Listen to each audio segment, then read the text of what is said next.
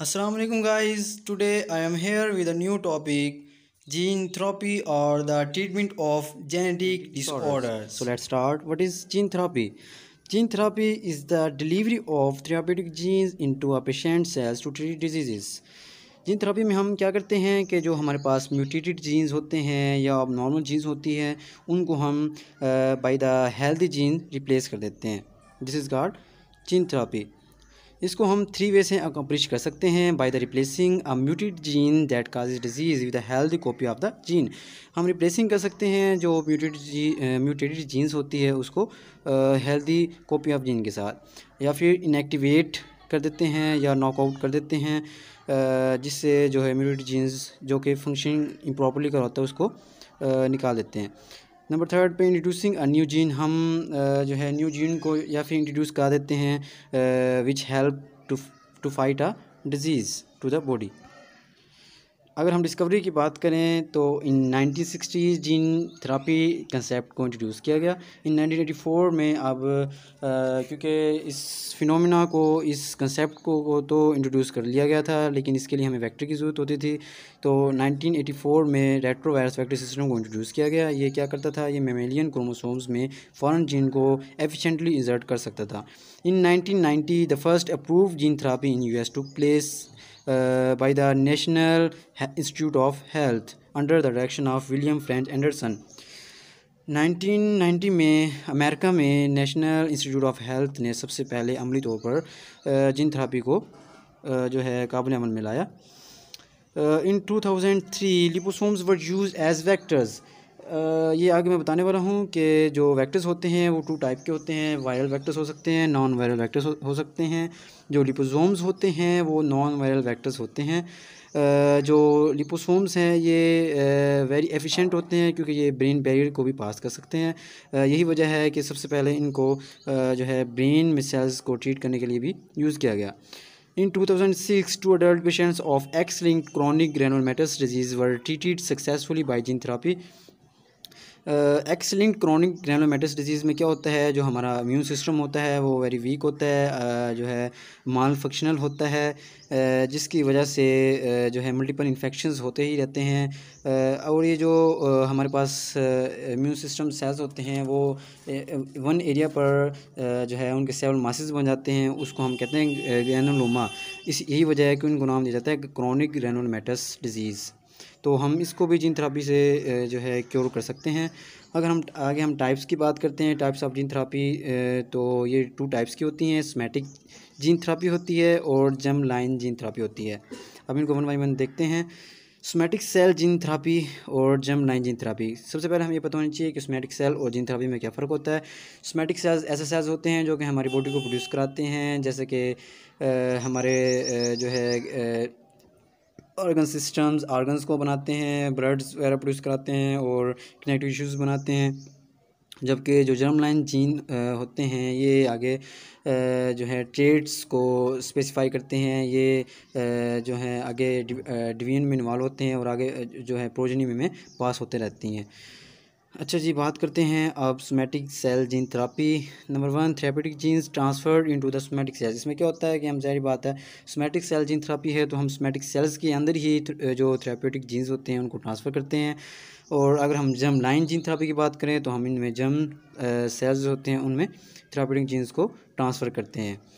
अगर हम देखें इनका रूट क्या होता है, इसमें हम introduction of genes into bone marrow cells. Bone marrow cells में हम जो जीन्स होते हैं इंसर्ट कर सकते हैं, बर्ड सेल्स में इंसर्ट कर सकते हैं, या फिर स्किन सेल्स में भी इंसर्ट कर सकते हैं।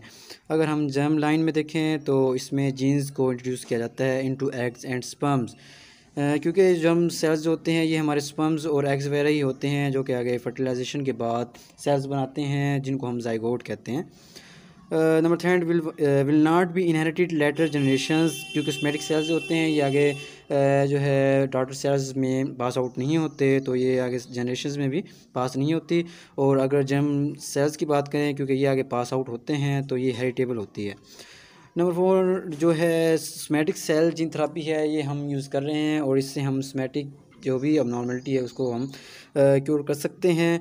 अगर हम जर्म लाइन जीन थेरेपी की बात करें तो for the safety ethical and technical reason इसको हम अभी तक जो है अटैम्प्ट नहीं कर रहे। हम वेक्टर्स की बात करते हैं जो कि जीन थेरेपी में यूज़ होते हैं। सबसे पहले वेक्टर्स होता क्या है?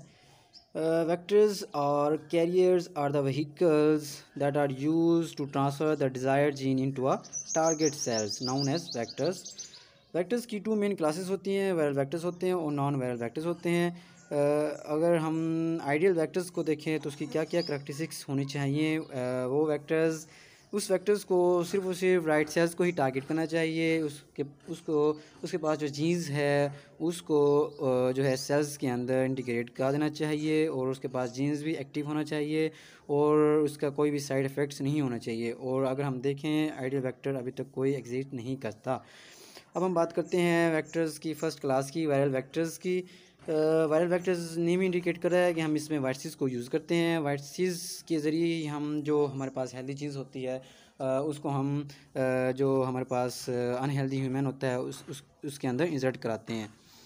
इसके लिए क्या करते हैं हम? सबसे पहले इसके अंदर जो इसका जो डीएनए होता है, वायरल डीएनए होता है, उसको हम रिमूव कर देते हैं और जो हमारे पास थेराप्यूटिक डीएनए होता है उसके अंदर वो इंसर्ट कर देते हैं। अब जो वायरसेस होते हैं ये सेफ़ होते हैं, लेकिन अभी भी कुछ ना कुछ जो रिस्क है वो एग्जिस्ट करता है। हाँ, यहाँ पर आप शेप में देख सकते हैं सेल्स हैं हमारे पास जो कि हेल्दी है, ओरिजिनल जीन्स हैं।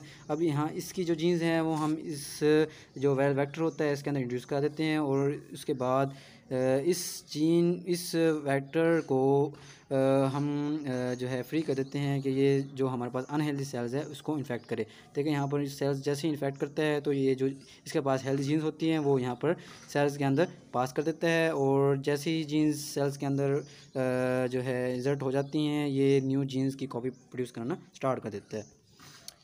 आगे हम बात करते हैं टाइप्स ऑफ वायरल वेक्टर्स की। वायरल वेक्टर्स की टाइप्स हैं। नंबर 1 रेट्रोवायरस हो सकते हैं, ये एडिनो वायरस हो सकता है, एडिनो एसोसिएटेड वायरस भी हो सकते हैं और हर्पेस सिम्प्लेक्स वायरस हो सकते हैं। अगर हम बात करें रेट्रोवायरस वेक्टर सिस्टम की तो the recombinant retrovirus have the ability to integrate into the host genome. ये हमारे जो ह्यूमन जीनोम होता है उसके साथ इंटीग्रेट कर सकता है और ये 3.4 KB तक के साइज़ का डीएनए को कैरी कर सकता है और ये सिर्फ और सिर्फ डिवाइडिंग सेल्स को ही टारगेट करता है। जैसे कि यहाँ पर हम देख सकते हैं इसके अंदर जो हेल्दी जीन्स होती है, जैसे ही हम यहाँ पर इंसर्ट की ये रेड वाली जो है उसके बाद हम जो अनहेल्दी सेल्स होते हैं वहाँ पर ये इनको जाकर इन्फेक्ट करते हैं और जो उनके पास हेल्दी जीन्स होती है वो उसको पास कर देते हैं। जैसे यहाँ पर पास की और इसकी जो कॉपीज़ हैं बनना स्टार्ट हो जाती है। और अगर हम एडिनो वायरस वेक्टर सिस्टम को देखें तो एडिनो वायरसेस जो होते हैं इनका इन्फेक्शन हमारे ज़िंदगी में एक नॉर्मल ह्यूमन को होता ही रहता है। ये जो है ये हमारे ह्यूमन जीनोम के साथ इंटीग्रेट नहीं करते और ना ही रेप्लिकेट करते हैं और जो है सेवरल ह्यूमंस के अंदर पहले से ही इसकी एंटीबॉडीज़ जो है बनी होती हैं और ये जो वायरस होता है ये नॉन डिवाइडिंग सेल्स को और डिवाइडिंग सेल्स को टारगेट करता है। इसमें भी हमारे पास जो मॉडिफाइड डीएनए होता है उसको हम यहाँ पर ये हमारे पास डीएनए इसको हम एडिनो वायरस के अंदर इंसर्ट कर देते हैं। यहाँ पर इंसर्ट किया उसके बाद इसने सेल्स को इन्फेक्ट किया, इसके सराउंड में वेसिकल्स बनती हैं और जब वेसिकल्स ब्रेक्स ऑफ होती हैं तो वहाँ से जो हमारे पास रिक्वायर्ड जीन्स होते हैं वो सेल्स के अंदर पास आउट हो जाती है। पास होने के बाद वहाँ पर जो है उसकी ओरिजिनल कॉपीज़ बनना स्टार्ट हो जाती है। अब हमने वायरल वेक्टर्स की बात की है, इसके बाद बात करते हैं नॉन वायरल वेक्टर्स सिस्टम की। नॉन वायरल वेक्टर सिस्टम में सबसे पहले प्योर डीएनए कंस्ट्रक्ट की बात करते हैं।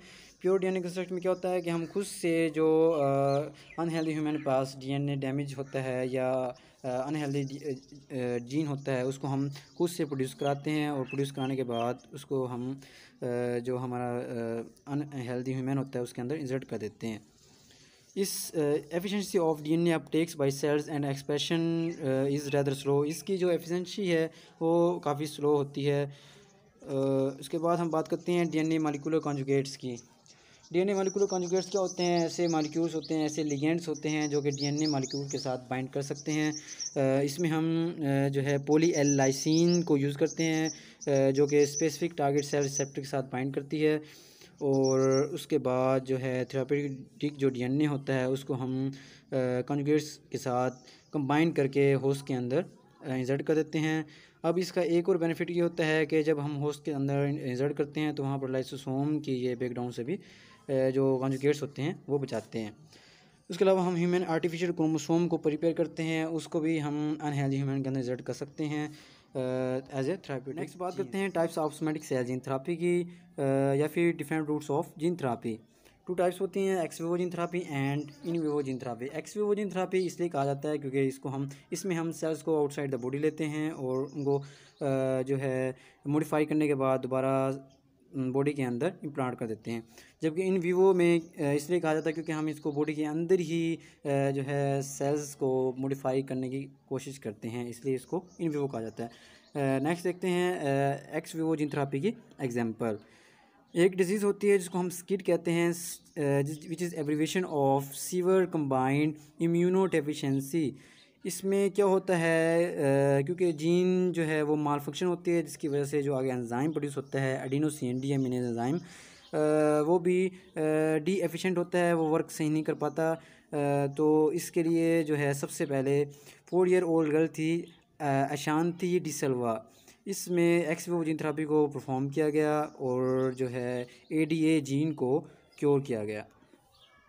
इसमें क्या होता है कि हमारे पास जैसे कि हम देख सकते हैं बैक्टीरियम डीएनए होता है, वहाँ पर प्लाज्मिड होता है, प्लाज्मिड के अंदर क्या करते हैं जो हमारे पास नॉर्मल ह्यूमन एडीए जीन्स होता है एडिनोसिन डीएमिनेज एंजाइम जीन होता है, उसको हम इंसर्ट कर देते हैं और उसके बाद उस प्लाज्मिड को हम जो हमारे पास जेनेटिकली डिसेबल्ड रेट्रोवायरस होता है उसके अंदर इंसर्ट करते हैं। अब इस रेट्रोवायरस को जब हम जो अब नॉर्मल एडीए सेल्स होते हैं उसको हम टेक आउट कर लेते हैं बॉडी से, तो जो हमारे पास रेट्रोवायरस होता है उसको हम फ्री कर देते हैं कि वो उनको उस पर अटैक करे। जब अटैक करता है तो वो जो उसके पास नॉर्मल जीन्स होती है वो उन अब नॉर्मल सेल्स के अंदर इंसर्ट कर देता है। जब इंसर्ट करता है तो वहाँ पर नॉर्मल जीन्स प्रोड्यूस होती है, नॉर्मल जीन्स की कॉपीज़ बनती हैं, उन कॉपीज़ को हम जो हमारे पास अनहेल्दी ह्यूमन होता है उसके अंदर दोबारा इम्प्लांट कर देते हैं। नेक्स्ट बात करते हैं इन विवो जीन थेरापी। इन विवो जीन थेरापी में क्या होता है कि जैसे कि मैं पहले बता चुका हूँ, हम बॉडी के अंदर ही सेल्स को मॉडिफाई करने की कोशिश करते हैं और ये हम जब करते हैं जब हमारे पास सेल्स को जो है कल्चर ना किया जा सकता हो, या उसके अलावा अगर हम कल्चर कर भी लें तो दोबारा इनको इम्प्लांट करना बॉडी के अंदर वो मुश्किल होता हो, जैसे कि ब्रेन सेल्स होते हैं तो उन पर हम ये इन विवो जीन थेरापी को यूज़ करते हैं। आगे इसके एग्जांपल देखते हैं। सिस्टिक एक डिजीज़ होती है सिस्टिक फाइब्रोसिस, में क्या होता है कि cystic fibrosis transmembrane regulator जो होता है एंजाइम वो एब्सेंट होता है। इसके जो है एब्सेंट होने की वजह से क्या होता है कि जो हमारे पास मेम्ब्रेन होती है, जैसे कि यहाँ पर हम शेप में देख सकते हैं, ये मेम्ब्रेन जो है ये नॉर्मल मेम्ब्रेन है, नॉर्मल मेम्ब्रेन है या नॉर्मल चैनल है। ये जो उसके पास क्लोराइड आयन होता है उसको बाहर जो है निकाल रहा होता है। लेकिन जैसे ही इसमें म्यूटेशन होती है, अब ये अगर अब नॉर्मल होती है तो ये जो क्लोराइड आयन होती है उनको पास होने बाहर नहीं देती, जो है तो क्या होता है इम्परमीबल होती है, जिसकी वजह से जो क्लोराइड आयंस होते हैं वो प्रोड्यूस हो जाते हैं, वो वहाँ पर इकट्ठे हो जाते हैं। वहाँ पर इकट्ठे होने के बाद वहाँ पर वो जो वाटर के ड्रॉपलेट्स होती हैं उसको टैप करते हैं और स्टिकी म्यूकस को प्रोड्यूस कराते हैं, जिसकी वजह से जो है लंग्स की डिजीज़ स्टार्ट हो जाती है।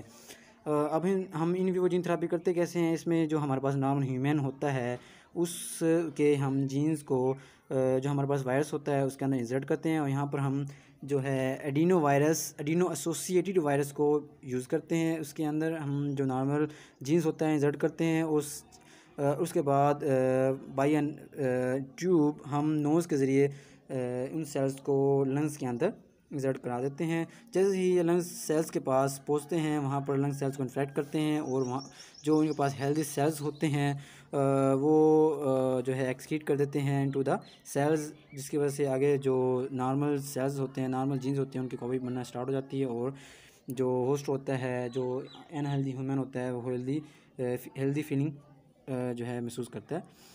आगे हम एडवांटेजेस और डिसएडवांटेजेस की बात करते हैं।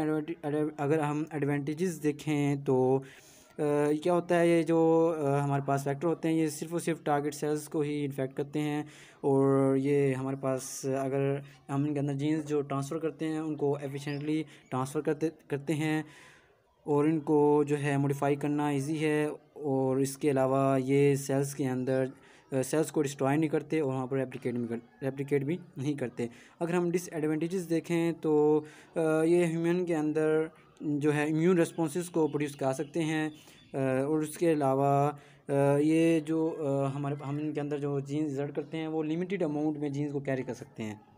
एट द एंड कंक्लूजन देखें तो हम जीन थेरेपी को परमानेंटली यूज़ कर सकते हैं for the solution of genetic disease. और इसके अलावा gene therapy have the potential to revolutionise the practice of medicine.